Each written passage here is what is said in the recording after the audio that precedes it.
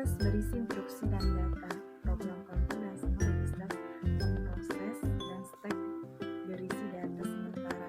Proses merupakan unit kerja terkecil yang secara individu memiliki sumber daya dan dijadwalkan sistem operasi. Hal-hal yang berkaitan dengan proses. Yang pertama, multiprogramming. Yang kedua, multiprocessing. Yang ketiga, distributed processing. Selanjutnya, kebutuhan utama dari proses. Pertama, saling melanjutkan atau interlive bertujuan memaksimalkan penggunaan proses sambil memberi waktu tanggap. Yang kedua, mengikuti kebijaksanaan tertentu. CEO harus mengalokasikan sumber daya ke proses mengikuti kebijaksanaan yang sudah ditentukan sambil menghindari deadlock. Yang ketiga, mendukung komunikasi antar proses, dan pencipta proses harus dapat mengetahui state masing-masing proses, merekam semua perubahan yang terjadi secara dinamis berguna penjadwalan dan memutuskan alokasi sumber daya. Selanjutnya, state proses. Running proses sedang mengeksekusi instruksi proses, ready proses siap dieksekusi tapi pemproses tidak tersedia untuk eksekusi, blockade proses menunggunya untuk melengkapi tugasnya seperti selesainya tersediaan memori datangnya pesan. Selanjutnya, PCB program control block.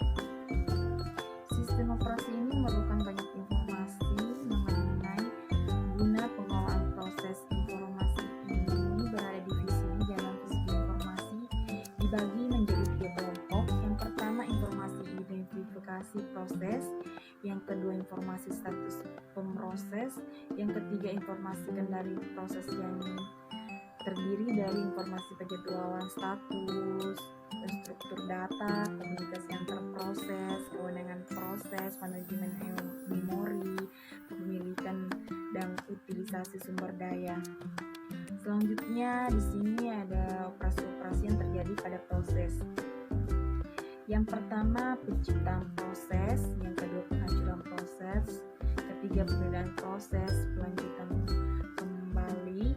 Terus pengubahan prioritas proses, memblok proses, membengkakkan proses, menjadwal proses, dan memungkinkan proses berkomunikasi dengan proses lain.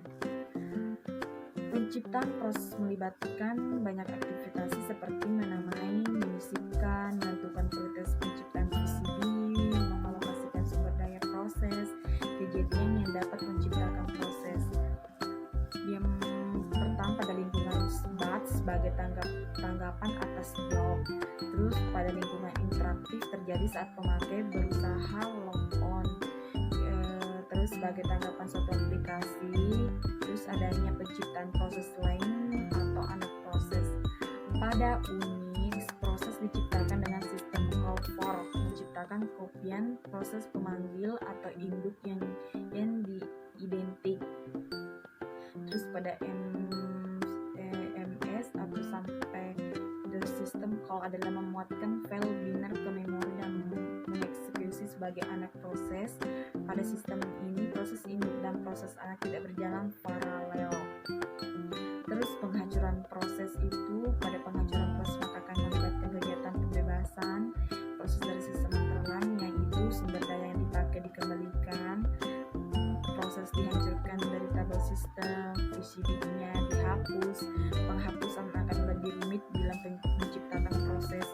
Untuk kondisi tersebut maka akan dilakukan pendekatan antara lain, yaitu pada beberapa sistem proses-proses turunan dihancurkan saat proses induk dihancurkan secara otomatis, menganggap proses anak independen terhadap proses induk.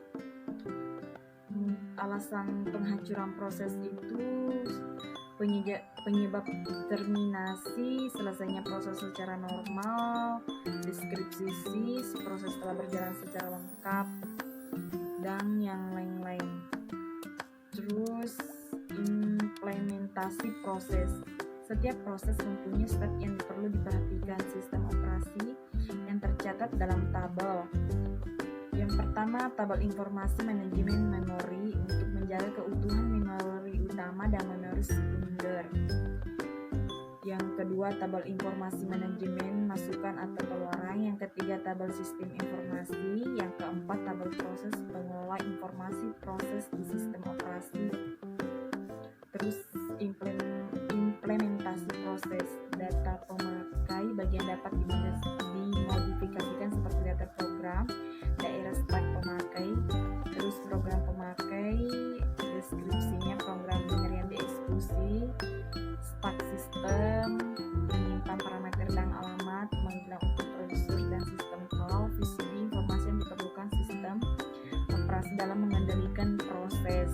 Selanjutnya, sistem operasi merupakan sebuah penghubung antar pengguna dari komputer dengan perangkat keras komputer. Sebelum ada sistem operasi, orang hanya menggunakan komputer dengan menggunakan sinyal analog dan sinyal digital. Seiring dengan berkembangnya pengetahuan dan teknologi pada saat ini, terdapat berbagai sistem operasi dengan keunggulan masing-masing. User brainware, program aplikasi, sistem operasi hardware itu.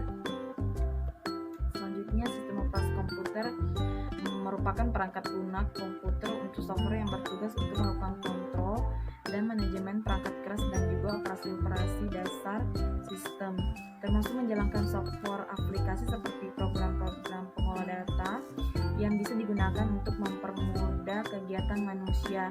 Sistem operasi dalam bahasa Inggris disebut operating system atau biasa disingkat dengan OS.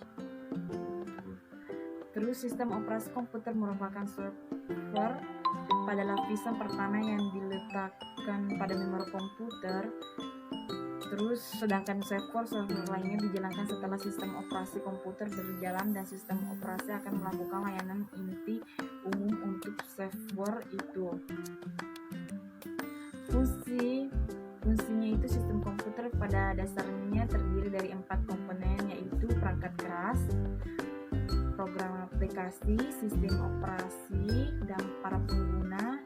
Sistem operasi berfungsi untuk mengatur dan mengawasi penggunaan perangkat keras oleh beberapa program serta para pengguna. Sistem operasi berfungsi ibarat pemerintah dalam suatu negara dengan arti membuat kondisi komputer agar dapat menjalankan secara benar. Layanan operating system. Sebuah sistem operasi yang baik harus memiliki layanan sebagai berikut: pembuatan program, eksekusi program, pengaksesan device, pengaksesan terkendali terhadap berkas, pengaksesan sistem, deteksi dan pemberian tanggapan pada kesalahan serta penting. Yang pertama, pembuatan program, yaitu sistem operasi menyediakan fasilitas dan layanan untuk membantu para pemrogram untuk menulis program. Kedua, eksekusi program, yang berarti instruksi dan data-data harus dimuat ke memori utama.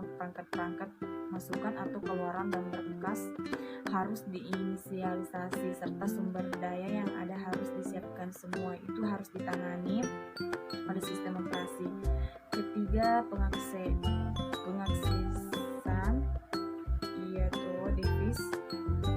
Artinya sistem operasi mengambil alih sejumlah instruksi yang rumit dan sinyal kendali agar program dapat berpikir sederhana dan perangkat pun dapat beroperasi. Keempat, pengaksesan terkendali terhadap berkas, yang artinya disediakan mekanisme proteksi terhadap berkas untuk mengendalikan pengaksesan terhadap berkas. Kelima, deteksi dan pemberian tanggungan pada kesalahan, yaitu jika permasalahan muncul pada sistem komputer, maka sistem operasi harus memberikan tanggapan yang menjelaskan kesalahan yang terjadi serta dampaknya terhadap aplikasi yang sedang berjalan. Yang terakhir itu akunting, yang artinya sistem operasi yang bagus mengumpulkan data statistik penggunaan beragam. Di sini terus selanjutnya booting, atau berarti proses mengaktifkan komputer sambil diambil oleh sistem operasi yang disebut juga dengan istilah bootstrap. Jenis-jenisnya booting adalah wholeboot, wormboot, softboot, hardboot, dan reboot. Mungkin ini